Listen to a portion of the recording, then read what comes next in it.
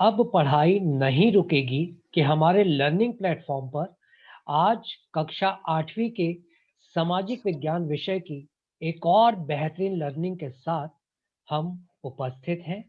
आज की हमारी सामाजिक विज्ञान विषय के एक्सपर्ट संजीवनी रघुवंशी मैम हैं, जो विषय को कहानी जैसा प्रस्तुत कर अपने अंदाज से सरस बना देती हैं।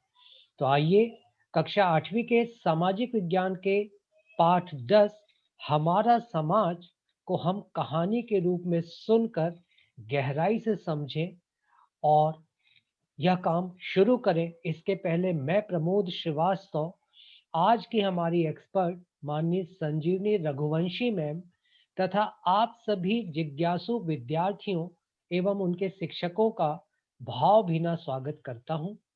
अब पढ़ाई नहीं रुकेगी कि अपने स्लोगन के साथ आइए इस बेहतरीन लर्निंग के लिए सम्मान के साथ हम आमंत्रित करें माननीय संजीवनी रघुवंशी मैम को। धन्यवाद सर। सभी शिक्षक साथियों को प्यार भरा नमस्कार। प्यारे बच्चों, एक बार फिर हम आपके साथ एक नए अध्याय को लेकर सायंकालीन पाठ्य वस्तु आधारित पाठ योजना में आपके साथ उपस्थित हैं। सभी बच्चों को मेरा जय हिंद। बच्चों, क्या आप मुझे बता सकते हैं कि जब स्कूल से छुट्टी होती है तो हम कहाँ जाते हैं? बिल्कुल सही, हम अपने घर जाते हैं। तो घर क्यों जाते हैं? क्योंकि घर में माता पिता और हमारे भाई बहन रहते हैं, ठीक है ना। हम छुट्टी के बाद क्या हम घूमने जा सकते हैं? नहीं, हम सीधे अपने घर जाते हैं। अच्छा, एक बात और बताइए कि जो घर खाली रहता है, जिसमें कोई भी नहीं रहता, क्या हम उसको घर कहते हैं? नहीं, हम उसको मकान कहते हैं। क्यों कहते हैं? क्योंकि उसमें एक भी व्यक्ति नहीं रहता, ठीक है। अब घर में माता पिता भाई बहन दादा दादी और भी बहुत सारे हमारे साथ में रहने वाले लोग होते हैं। आप बताएंगे कि इन सदस्यों की संख्या को हम क्या कहते हैं? हम परिवार कहते हैं, है ना।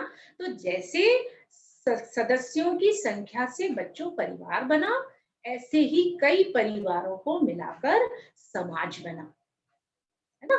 तो समाज जो है वो हमारी उन्नति का एक मार्ग है, ठीक है ना। अगर हम समाज नहीं बनाते या समाज का निर्माण नहीं होता तो शायद हमारी प्रगति नहीं होती। तो आज अपन इस पाठ में हमारा समाज कैसा हो ये पढ़ेंगे। पाठ 10, पाठ का नाम है हमारा समाज, ठीक है। तो समाज, इस पाठ में हम पढ़ेंगे कि हमारे समाज का स्वरूप कैसा हो, समाज के उत्थान में शिक्षा और लोकतंत्र किस प्रकार सहायक हुए, प्रमुख सामाजिक समस्याएं क्या हैं और अनुसूचित जाति जनजाति और पिछड़ा वर्ग के उत्थान के लिए क्या क्या कदम उठाए गए। इतनी चीजें आज हम इस पाठ में पढ़ने वाले हैं, तो आप लोग ध्यान पूर्वक सुनिए और समझिए। व्यक्तियों के आपसी संबंध को बच्चों समाज कहते हैं। व्यक्ति परिवार की इकाई होती है। अब परिवार की इकाई का मतलब होता है कि एक व्यक्ति, इकाई मतलब एक, है ना। एक एक व्यक्तियों को मिलाकर परिवार बनता है। किसी एक व्यक्ति, अगर कोई एक व्यक्ति घर में रह रहा है तो हम उसको ये नहीं कहेंगे कि वो परिवार है ना। हम आपस में पूछेंगे कि वो कौन है तो उसको बोलेंगे वो अकेला रह रहा है। जब उस घर में 2 3 4 लोग आ जाएंगे तो हम कहेंगे वो अपने परिवार के साथ रहता है। तो इस इकाई का मतलब परिवार, व्यक्ति की इकाई, ठीक है। परिवार एक आवश्यकता है और समाज जो है वो संगठन है। परिवार हमारी आवश्यकताओं की पूर्ति करता है ना, हमें किसी चीज की जरूरत होती है तो हम अपने परिजनों से उसकी डिमांड करते हैं, उसकी मांग करते हैं, है ना। तो परिवार हमारी आवश्यकता है और समाज जो है वो संगठन।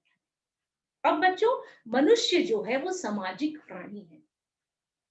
कैसे है सामाजिक प्राणी?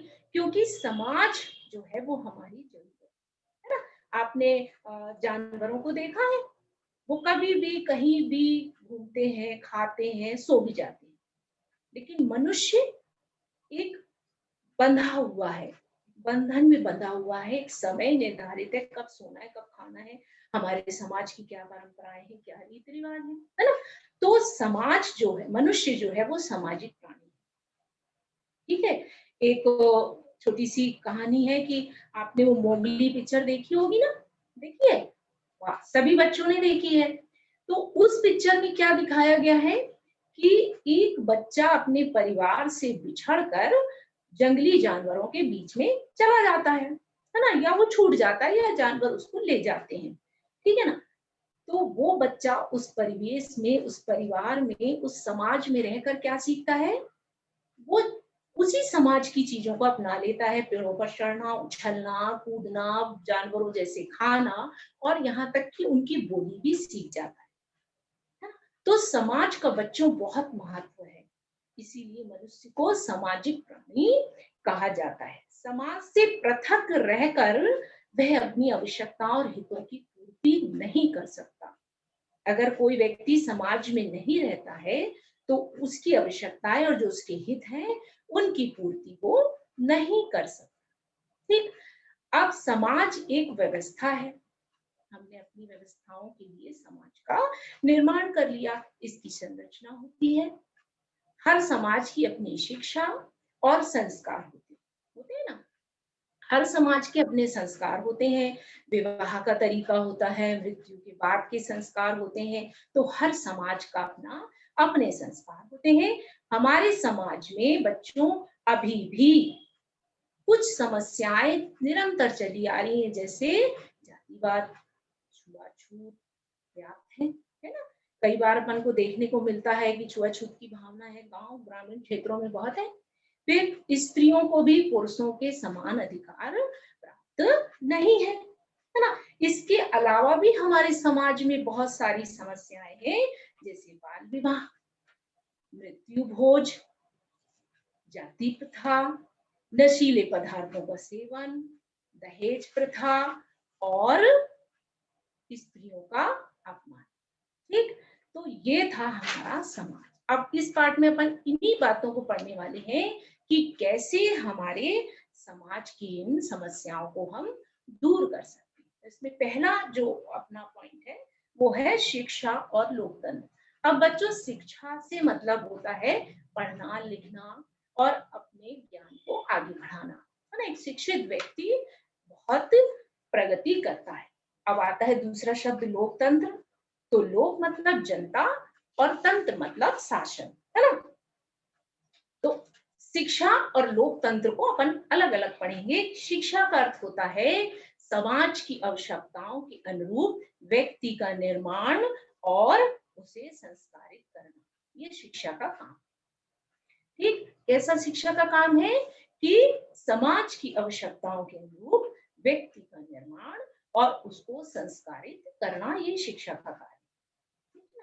अब जितने भी व्यक्ति शिक्षित होंगे, समाज जो है उनका उतना उन्नति करेगा, उतना आगे बढ़ेगा। और जब समाज उन्नति करेगा तो देश की उन्नति अपने आप संभव है। इसीलिए बच्चों, शिक्षित होना अनिवार्य है ना? सैकड़ों वर्षों की गुलामी के बाद हमारे देश में शिक्षा और समाज की बहुत क्षति हुई है, अपन पिछले पाठ में भी पढ़ चुके हैं, है ना? ब्रिटिश काल के बाद शिक्षा को, ब्रिटिश काल में शिक्षा को बिल्कुल भी महत्व नहीं दिया। तकनीकी शिक्षा जो थी वो हमारी शून्य थी, जीरो थी। लेकिन और घरेलू उद्योग भी हमारे उनको महत्व नहीं दिया जा रहा था। तो धीरे धीरे निर्धनता बढ़ती गई, है ना? तो फिर जब हमें स्वतंत्रता प्राप्त हुई तो उसके पश्चात क्या हुआ, हमारे भारत ने, हमारे देश ने असंख्य महाविद्यालय, मतलब कई विद्यालय, महाविद्यालय और तकनीकी और व्यावसायिक शिक्षा केंद्र खोले। इससे क्या हुआ, जब स्कूल होंगे तो बच्चा स्वाभाविक पढ़ने जाएगा, है ना? तो शिक्षा का जो आधार था, जो ज्ञान था, जो संख्या थी, वो धीरे धीरे बढ़ने लगी और भारत में भी शिक्षा का स्तर सुधरने लगा। ठीक है। फिर अब वर्तमान में शिक्षा को बहुत महत्व दिया जा रहा है। अपने स्कूलों में अपन देखते हैं ना कि हर बच्चे को पढ़ने का अधिकार है ना? उसके लिए शासन ने कई व्यवस्थाएं की हैं। तो शिक्षा को महत्व तो दिया जा रहा है, उसके साथ साथ तकनीकी शिक्षा और व्यावसायिक शिक्षा का भी उचित प्रबंध किया जा रहा है ना। तो ये तो बच्चों शिक्षा थी। अब अपन आते हैं लोकतंत्र। जैसे मैंने बताया कि लोकतंत्र का मतलब है लोक मतलब जनता और तंत्र मतलब शासन। ठीक है, किसी भी शासन को मतलब लोकतंत्र एक ऐसी शासन प्रणाली है कि जिसके द्वारा हम किसी भी देश की व्यवस्था को संचालित कर सकते हैं, ये कहलाता है लोकतंत्र। ठीक है, अब इसकी सफलता कब होगी? लोकतंत्र की सफलता हमें कब मिलेगी? जब नागरिकों की इसमें सहभागिता होगी। जब इसमें नागरिक सहभागिता करेंगे तब लोकतंत्र सफल होगा, है ना। फिर शिक्षा, व्यक्ति अगर जागरूक होगा तो अपने आप शिक्षा के प्रति वो अपना ध्यान देगा। अगर उसमें जागरूकता नहीं होगी तो वो शिक्षा की तरफ बिल्कुल ध्यान नहीं देगा, पढ़ाई की तरफ रुचि नहीं होगी उसकी। तो लोगों का जागरूक होना शिक्षा की सफलता पर निर्भर करता है। फिर उत्तम नागरिक वो कब बनेगा? जब वो शिक्षित होगा। और बच्चों, परिवार, समाज और देश की उन्नति तभी निर्भर है जब हम शिक्षित होंगे। तो शिक्षा का बहुत महत्व है ना? फिर हमारे देश में आज भी निरक्षर बच्चे हैं जो 15 वर्ष से कम आयु के हैं, वो बहुत बड़े भाग में आज भी हमारे देश में है। तो ये बहुत विडंबना है ना। जब बच्चे ही नहीं पढ़ेंगे तो देश कैसे विकास करेगा? देश तो बाद में आता है, पहले परिवार, फिर समाज है, फिर देश बन जाता है ना। तो उन बच्चों को साक्षर करने के लिए हमारी सरकार ने जन साक्षरता अभियान चला रही है। बहुत से अभियान चल रहे हैं जो गांवों में भी है, शहरों में भी है, हम भी देख रहे हैं, है ना। तो साक्षरता बहुत जरूरी है, साक्षर होना बहुत जरूरी है। फिर इस साक्षरता का लक्ष्य है बच्चों केवल पढ़ना, लिखना और गणित का ज्ञान नहीं, बल्कि वर्तमान साक्षरता यानी कार्यात्मक साक्षरता का होना जरूरी है। अब कार्यात्मक साक्षरता का मतलब होता है आत्मनिर्भरता। आत्मनिर्भरता में हिंदी पढ़ना, लिखना और गणित आता है, तब हम आत्मनिर्भर कहलाते हैं। अगर अगर हमारे में आत्मनिर्भरता है तो ये साक्षर हो जाते हैं, ठीक है ना। फिर उसके बाद आता है अपने अभावों के कारणों को जानना कि क्या हमारे अंदर ऐसे क्या अभाव है हमारे घर में, परिवार में कि हम साक्षर नहीं हो पा रहे हैं। तो इन कारणों को जानना और अभाव के कारणों को जानकर उनको दूर करने का प्रयास करना। ठीक, फिर उसके बाद आता है राष्ट्रीयता। राष्ट्रीयता, अखंडता और पर्यावरण अध्ययन एवं छोटे परिवारों के बारे में ज्ञान अर्जित करना। क्योंकि जब बच्चों परिवार छोटा होगा तो अपने आप सारी सुविधाएं हमें मिलती चली जाएंगी। तो ये था हमारा शिक्षा और लोकतंत्र, है ना। इसके बाद आते हैं अपन प्रमुख सामाजिक समस्याएं। अब प्रमुख सामाजिक समस्या, अभी तो अपन ने शिक्षा और लोकतंत्र के बारे में पढ़ा कि क्या है हमारे समाज में। अगर शिक्षित और लोकतंत्र के बारे में नागरिक जानते होंगे तो अपने आप उनका समाज का विकास होगा, साथ साथ देश भी प्रगति करेगा। अब कुछ सामाजिक समस्याएं बच्चे हैं, जैसे सांप्रदायिकता, भाषावाद, पृथकतावाद, जातिवाद। ये कुछ ऐसी प्रमुख समस्याएं हैं जो हमारे समाज की समस्याएं हैं। अब इन समस्याओं को दूर करने के लिए हम क्या क्या प्रयास कर सकते हैं, ये हम इसमें देखेंगे।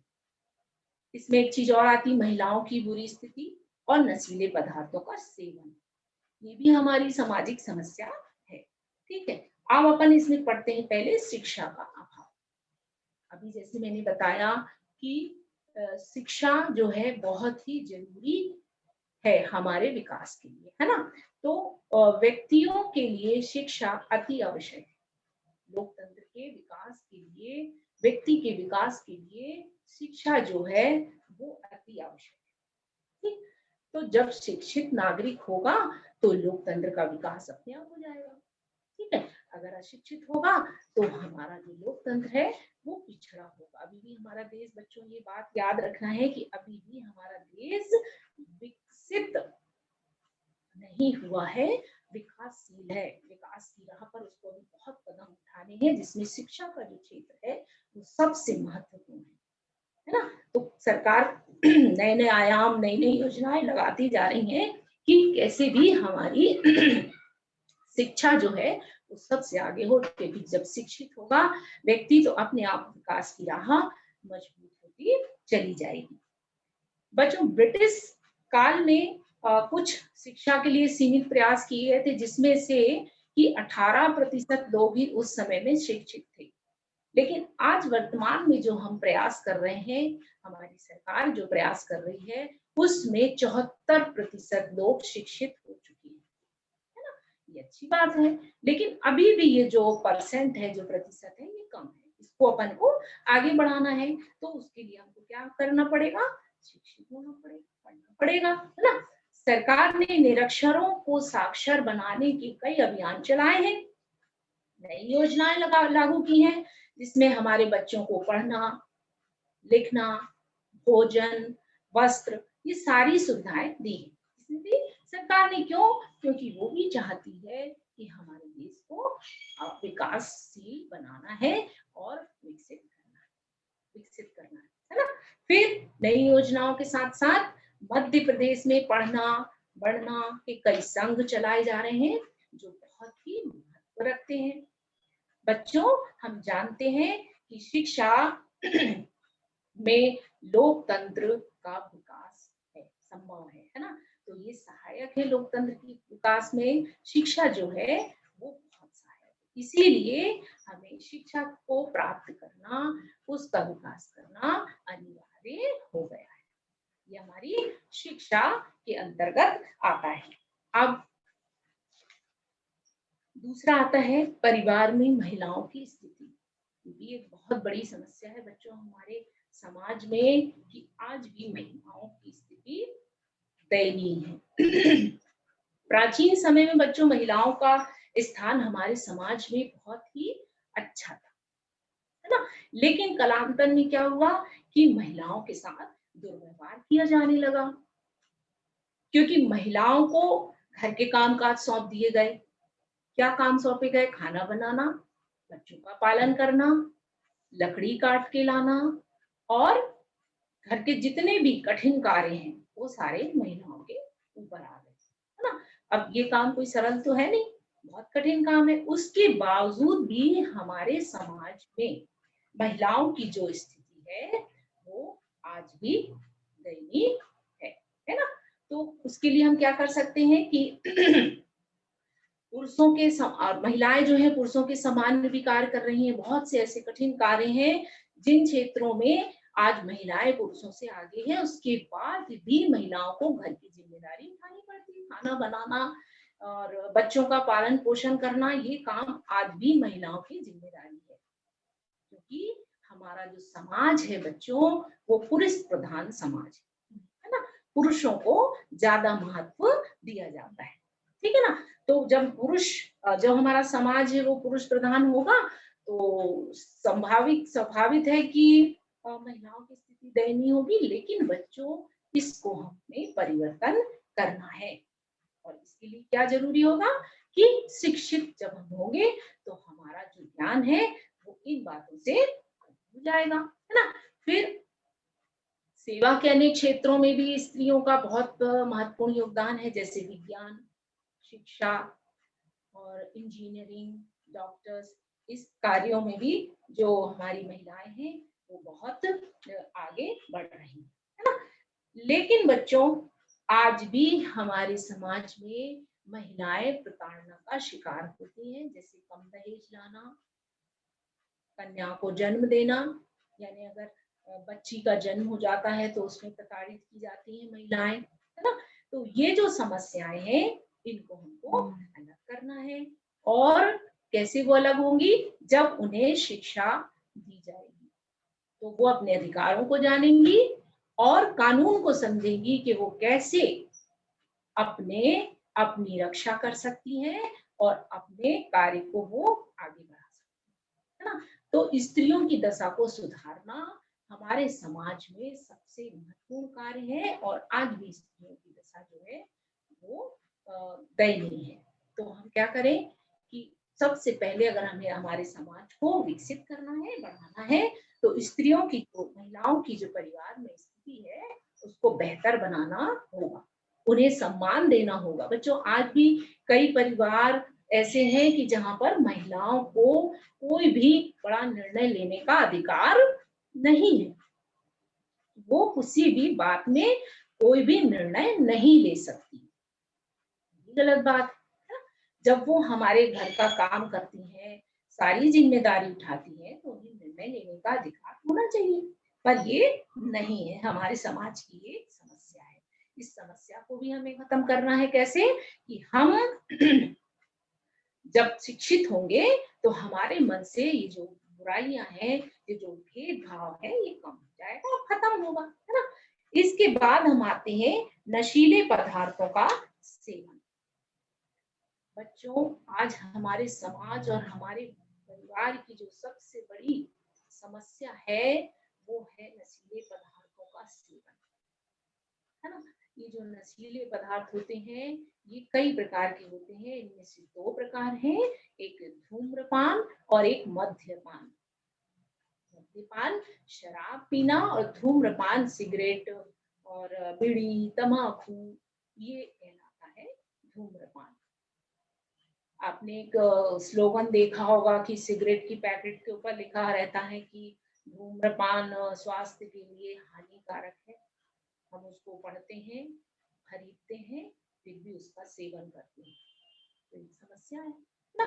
तो ये समस्या है नशीले पदार्थों का सेवन, ये बहुत बड़ी हमारे समाज की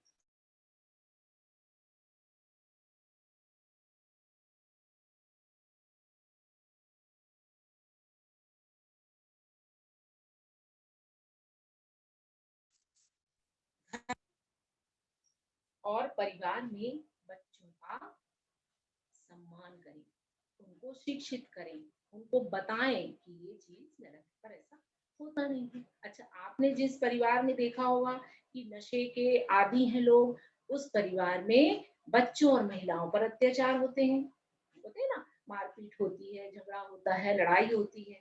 नशा करने से आर्थिक तंगी तो बढ़ती है, घर की शांति भी भंग हो जाती है ना। जब आपके पास स्वाभाविक है, आपको जो पैसे मिले आपने उसको अपने नशे की आदतों में उड़ा दिया, और जब घर में आए तो पैसा नहीं है, तो घर में जो शांति है वो भंग होगी, झगड़ा होगा, तनाव होगा, है ना। तो आर्थिक तंगी के साथ साथ शांति भी भंग होती है। फिर ऐसे परिवारों का समाज में सम्मान भी कम हो जाता है, लोग उनसे दूर भागने लगते हैं। क्यों भागने लगते हैं? क्योंकि उनको लगता है कि ये तो बुरी आदतों के शिकार हैं, नशा करते हैं। तो ऐसे परिवारों का समाज में सम्मान भी कम हो जाता है। अच्छा, शहरी युवाओं में कई प्रकार के नशों का चलन हो गया है, जैसे स्मैक, ब्राउन शुगर और वो गुटखा, पाउच आदि जैसे जो नशे हैं ये बहुत तेजी से बढ़ रहे हैं, है ना। एक चीज और है बच्चों, हम बुरी चीजों का आदि शिकार जल्दी हो जाते हैं, है ना। जल्दी उसको ग्रहण कर लेते हैं, लेकिन अगर कोई अच्छी बातें हो, कोई ज्ञान की बातें हो, तो हम उस पर ध्यान नहीं देते। तो बुरी आदतों का हम जल्दी सेवन करने लगते हैं, जल्दी अपना लेते हैं। तो ऐसा नहीं होना चाहिए। तो बुराई कोई भी हो, किसी भी इस प्रकार की समस्या हो, उससे हमें दूर होना चाहिए, और तब हम दूर होंगे जब हम शिक्षित होंगे, है ना। तो हमारा अच्छा, नशे से क्या होता है कि स्वास्थ्य पर भी विपरीत असर पड़ता है ना। बीमार हो जाते हैं, खांसी आने लगती है, समाज हमें दूर कर देता है, परिवार के लोग भी हमसे चिढ़ने लगते हैं, गुस्सा करने लगते हैं, है ना। तो ये जो नशीले पदार्थों का सेवन है, इससे हमें बचना चाहिए। अच्छा, आपने देखा होगा ट्रेन में, बसों में जब अपन जाते हैं तो वो सार्वजनिक स्थलों पे लिखा रहता है कि धूम्रपान करना निषेध है ना। इसको सरकार ने सार्वजनिक स्थान, सार्वजनिक मतलब आम जगह जहां पर सभी लोगों का आना जाना हो, है, तो वहां पर हम किसी भी प्रकार का धूम्रपान, मद्यपान नहीं कर सकते हैं। ये अपराध घोषित कर दिया गया है। अगर हम धूम्रपान सार्वजनिक स्थानों पर नशा करते पाए जाते हैं किसी भी प्रकार का, तो वो अपराध है, और अगर किसी ने हमारी शिकायत कर दी तो हमें उसकी सजा भुगतनी पड़ सकती है और पड़ती है ना। तो सार्वजनिक स्थानों पर तो धूम्रपान करना अपराध है, लेकिन घर में भी अपराध है ना अपराध, क्योंकि भाई नशा करने से शांति भंग हो रही है, आर्थिक परेशानी हो रही है, घर में कलह है, बच्चे हमारा सम्मान नहीं करते हैं, समाज हमें सम्मान की दृष्टि से नहीं देखता है, तो ये अपराध है। तो इसीलिए नशीले पदार्थों का सेवन हमारे समाज की बहुत बड़ी समस्या है। अब इस समस्या से अपन कैसे निपट सकते हैं? चिकित्सकों द्वारा, डॉक्टर्स द्वारा। तो कई संस्थाएं ऐसी बनाई गई हैं जहां पर नशे के जो आदि व्यक्ति हैं उनको हम अगर ले जाते हैं उस संस्था में, तो वहां उनको आध्यात्मिक प्रवचन सुनाए जाते हैं, है ना। उनके स्वास्थ्य की, उनकी जो लत, जो शराब की जो लत है या किसी भी प्रकार की जो लत है, उसको छुड़ाने का प्रयास किया जाता है डॉक्टरों द्वारा। वहां स्वयं सेवक होते हैं जो उनको इस नशे से बचाने को की लत छुड़ाने की मदद करते हैं, है ना। फिर क्या होता है, अगर आप जो नशे का आदी व्यक्ति होता है वो अपराध करने से भी नहीं चूकता, है ना, क्योंकि उसको नशे की उसमें उसको होश नहीं रहता है और वो अपराध करने से भी नहीं चूकता। तो नशा जो है वो बहुत ही समाज के लिए हमारे एक कुंठा के समान है। अगर हम इन नशे की आदतों को पीछे छोड़ दें तो वास्तव में हमारा समाज और हमारा देश विकास करेगा, और इस की जागरूकता के लिए हमारा शिक्षित होना अनिवार्य है। ठीक है ना। तो ये था हमारा नशीले पदार्थों का सेवन कि हमें बिल्कुल नहीं करना चाहिए, और अगर कोई व्यक्ति ऐसा है तो हमें उसको उस चीज के लिए, किसी भी प्रकार के नशे को नहीं करना है, ऐसा उसको हमको बताना चाहिए। ठीक है ना। तो ये हो गया नशीले पदार्थों का सेवन। अब आता है बाल श्रम। अब बच्चों, बाल श्रम है, बाल मतलब बच्चे और श्रम मतलब शारीरिक मेहनत, है ना। तो बच्चों, आपको पता है कि बच्चे जो है वो देश का भविष्य होते हैं, वे भावी नागरिक हैं। आप में से ही कोई शिक्षक, डॉक्टर, इंजीनियर, वैज्ञानिक और नेता बनने वाला है ना। तो बच्चे जो है वो देश का नागरिक है। तो बाल श्रम अपन पढ़ रहे हैं, तो बाल श्रम का मतलब होता है कि 14 वर्ष से कम आयु का बच्चा अगर कहीं काम करता है, जैसे कारखानों में, होटलों में, तो वो बाल श्रम कहलाता है। तो बच्चों, हमारी सरकार ने बाल श्रम को रोकने के लिए कानून बनाया है। कोई भी बच्चा जो 14 वर्ष से कम आयु का है, अगर वो कहीं शारीरिक कार्यकर्ता मिलता है, होटलों में, कारखानों में कार्यकर्ता पाया जाता है, तो उस कारखाने के मालिक के प्रति कार्यवाही की जाती है, क्योंकि बच्चे हमारे देश का भविष्य हैं, उनको पढ़ने का पूर्ण अधिकार है ना। अभी 6 से 14 वर्ष के जो बच्चे हैं उनको सरकार ने एक योजना बनाई है कि 6 से 14 वर्ष के बच्चों को पढ़ना अनिवार्य है ना। तो जो बाल श्रम है वो भी एक अपराध है, वो हमारे समाज की एक बहुत बड़ी समस्या है। भारत को अगर हमें सुदृढ़ और समृद्ध बनाना है तो इन बच्चों की शिक्षा की ओर हमें विशेष ध्यान देना होगा, है ना। तो बच्चों, जनसंख्या का लगभग आधा के एक भाग जो है वो हमारे बच्चों का है, जो 14 वर्ष से कम आयु के हैं। तो ये भी एक बहुत बड़ी संख्या है। अगर इस संख्या को हम निरक्षर रखते हैं, साक्षर नहीं करते हैं और इनसे बाल श्रम कराते हैं, तो क्या हमारे परिवार का, हमारे समाज का विकास संभव है? नहीं है। तो इन बच्चों के लिए सरकार ने बहुत सी योजनाएं बना दी, जिसके तहत हर बच्चे को पढ़ने का अधिकार है। वो अगर 6 से 14 वर्ष का है तो वो किसी भी विद्यालय में जाकर पढ़ा पढ़ाई अपनी कर सकता है ना। अब जो बच्चे हैं जो गरीब हैं, अक्सर वही बच्चे बाल श्रम में कार्य करते हैं, बाल श्रम में रहते हैं। जो बच्चे अपने घर से निर्धन है ना, गरीब हैं, उनके पास सुविधाएं नहीं है, वही बच्चे जो हैं अपने घर का कार्य करते हैं, है ना, घर में वो दूसरे घरों में कार्य करते हैं। तो उन बच्चों के लिए उन बच्चों का साक्षर होना अनिवार्य है। तो जब बच्चे साक्षर होंगे, उनकी निर्धनता कम होगी, उनके माता पिता काम करेंगे और अपने बच्चों को पढ़ने के लिए प्रेरित करेंगे, तो ये बच्चे काम नहीं करेंगे। लेकिन निर्धनता के कारण इन बच्चों को कारखानों में और अन्य जगहों में कार्य करना पड़ता है ना। भारत में बच्चों जो संख्या है 14 वर्ष से कम बच्चों की, वो बच्चों की संख्या अभी भी है। उनको साक्षर बनाने के लिए सरकार ने बहुत सारे प्रयास किए हैं और लगभग कुछ अंश तक ये सफलता भी मिल रही है ना। अब ये जो बच्चे हैं ये गंदी जगह में रहते हैं, उपेक्षित होते हैं समाज से, उनको खाने की व्यवस्था नहीं होती है। तो हमारी सरकार ने शालाओं में वस्त्र, भोजन, किताबों की व्यवस्था कर दी है कि जब इनके पास ये सारी चीजें होंगी तो वो बच्चे अवश्य पढ़ेंगे और बच्चे पढ़ भी रहे, ठीक है ना। फिर 14 वर्ष से कम आयु के बच्चों के लिए सरकार ने सभी बच्चों को पढ़ना अनिवार्य कर दिया है कि जो 6 से 14 वर्ष के बच्चे हैं वे अवश्य शाला में जाएं। उनके लिए पौष्टिक भोजन, बच्चों जब पेट भरा होगा तो हम सब काम आसानी से कर सकते हैं ना। तो पौष्टिक भोजन होना चाहिए और वस्त्र होना चाहिए, इसकी भी व्यवस्था की है। तो बाल श्रम जो है वो बच्चों बहुत बड़ा अपराध है। किसी भी प्रकार का बाल श्रम हमारे लिए बच्चों से नहीं कराना है, चाहे वो किसी भी प्रकार का बाल श्रम हो। तो कारखानों, होटलों, दुकानों में, घरों में काम करना अपराध है।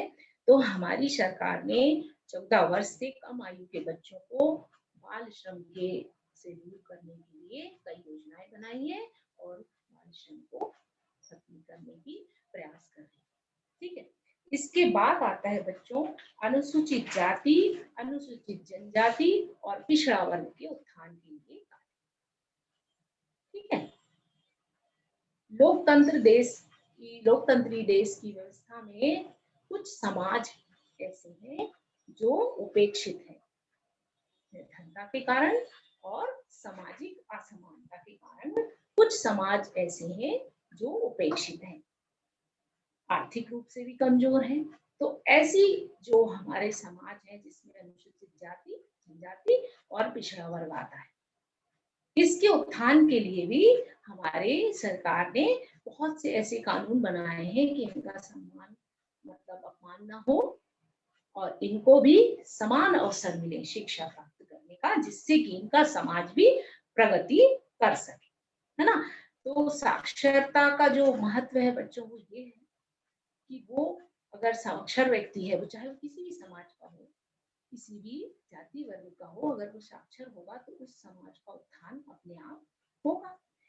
तो वर्तमान में बहुत से ऐसे प्रयास किए गए हैं, कुछ स्कॉलरशिप, कुछ परसेंटेज में, प्रतिशत में बच्चों को जो उपेक्षित जो समाज है उनको भी बढ़ने का अवसर दिया है, जिसमें है संविधान का 46वां अनुच्छेद है।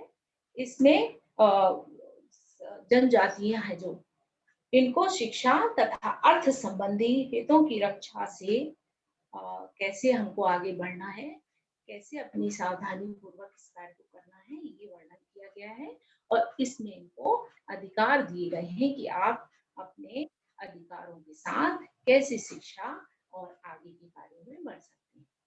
तो ये समाज को सरकार ने प्रोत्साहन दी कि वो भी समाज में एक अपना अच्छा स्थान बना सके। स्वतंत्रता से पूर्व बच्चों समाज में जातियां उपेक्षित, शोषित और निर्धन थी, है ना, स्वतंत्रता प्राप्ति के पूर्व। लेकिन वर्तमान में भी इनमें अभी भी निर्धनता, साक्षरता, निरक्षरता शेष है ना?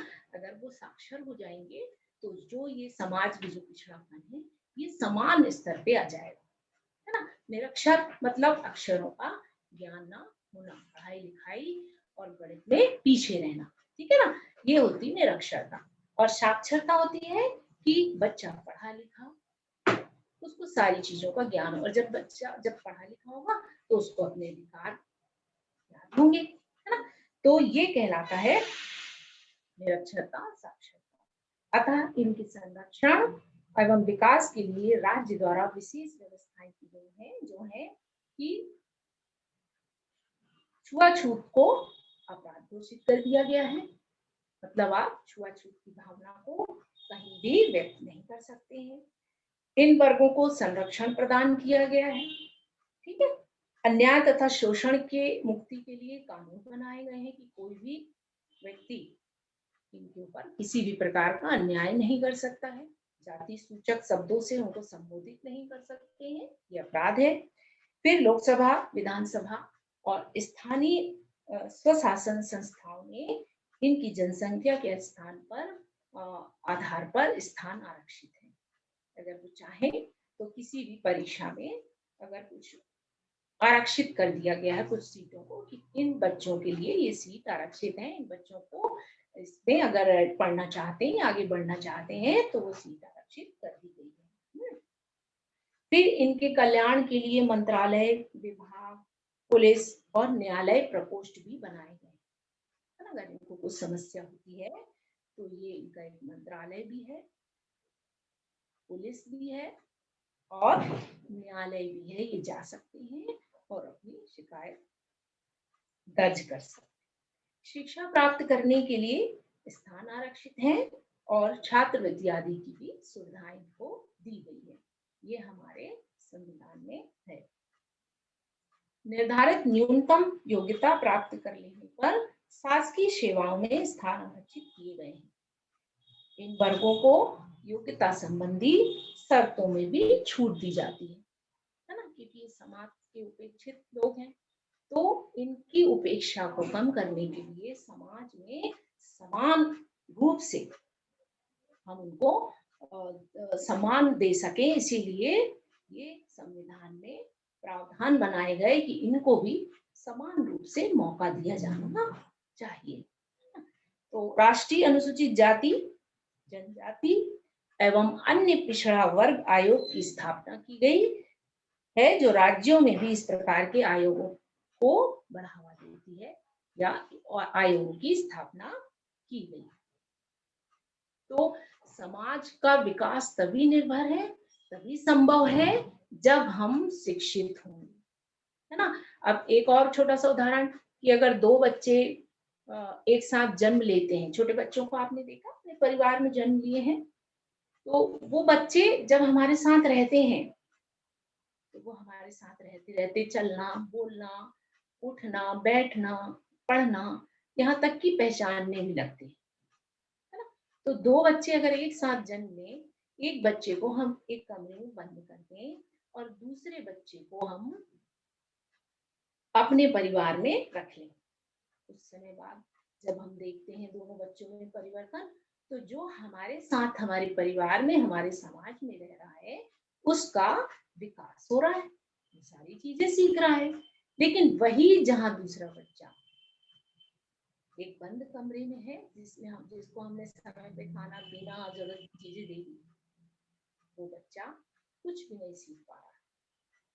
तो कहने का तात्पर्य है कि समाज और परिवार हमारे लिए बहुत जरूरी है ना। जब हम समाज में हमारी प्रगति कब है, जब हम एक अच्छे समाज में होंगे, अच्छे परिवार में होंगे, और अच्छा परिवार कब होगा, जब हम शिक्षित होंगे, है ना। तो बच्चों ये आज का पाठ था, यहीं पर समाप्त होता है। अगली क्लास में हम फिर आपके साथ एक नए अध्याय के साथ उपस्थित होंगे। आपको आज के पाठ में प्रश्न उत्तर जो अभ्यास प्रश्न है करना है और अपने शिक्षक को चेक अवश्य कराना है, दिखाना है। कुछ चीज समझ में नहीं आती है तो अपने शिक्षक से पूछें और अगली क्लास में जरूर उपस्थित हो और मन लगाकर पढ़ें। इसी के साथ आज के सायंकालीन प्रशिक्षण में आपका धन्यवाद। नमस्कार। आज के लर्निंग में 8वीं का पाठ 10 हमारा समाज के ऊपर रघुवंशी मैम चर्चा कर रही थी। उन्होंने समाज को सुदृढ़ बनाने के, समाज की प्रगति में बाधक तत्वों की विस्तार पूर्वक चर्चा की है। आपने इसे मैसेज के रूप में लिया होगा कि समाज की जितनी भी कुरीतियां हैं, अशिक्षा, मद्यपान, बाल श्रम, हाँ, सामाजिक असमानता के तहत किसी उपेक्षित जाति का तिरस्कार करना, महिलाओं को दोयम दर्जे का व्यवहार करना, ये सब समाज की प्रगति के बाधक तत्व हैं। तो इनको, यह सभी जो सामाजिक विज्ञान के जो भी पाठ हैं, वो संवेदनशीलता के साथ पढ़े जाने वाले अध्याय हैं। उम्मीद है कि आप इसे अपने दैनिक जीवन में अपनाएंगे और इस पाठ की समझ आपकी काफ़ी अच्छी बनी होगी। तो बारी है आपका धन्यवाद करने की। आपकी इस अच्छी लर्निंग करवाने के लिए माननीय संजीवनी रघुवंशी मैम का धन्यवाद करने की। तो आप सभी को बहुत ढेर सारा धन्यवाद। अगली क्लास में एक और वंडरफुल लर्निंग के साथ हम मिलेंगे और इस बीच में आप अपना अभ्यास कार्य जो है वो करते रहिए। लगातार अभ्यास से ही आपके लिए विषय सरल बन सकेगा। तो बहुत बहुत आप सभी का धन्यवाद।